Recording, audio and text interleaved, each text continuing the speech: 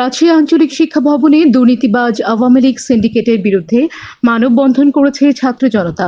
বুধবার সকালে রাজশাহী আঞ্চলিক শিক্ষা ভবনের সামনে ছাত্র জনতার ব্যানারে এই মানববন্ধন অনুষ্ঠিত হয়।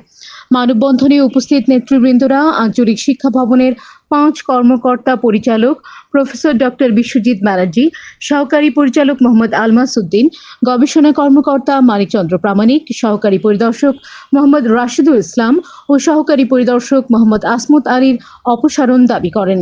তারা বলেন, অভিযুক্ত কর্মকর্তারা দীর্ঘদিন থেকে রাজশাহী আঞ্চলিক শিক্ষা ভবনে আওয়ামী সিন্ডিকেট গড়ে তুলেছেন। 5 আগস্টের পরেও তারা আওয়ামী লীগ নিয়ন্ত্রিত শিক্ষা প্রতিষ্ঠান ও শিক্ষকদের প্রতিষ্ঠিত করতে কাজ করছেন।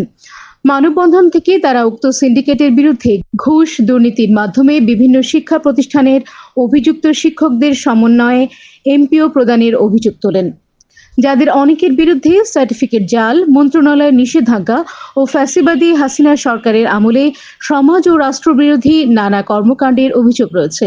মানববন্ধন থেকে নেতৃবৃন্দরা অবিলম্বে সিন্ডিকেটভুক্ত উক্ত 5 কর্মকর্তার অপসারণ দাবি করেন। অন্যথায় আরও কঠোর কর্মসূচি ঘোষণার কথা বলেন তারা।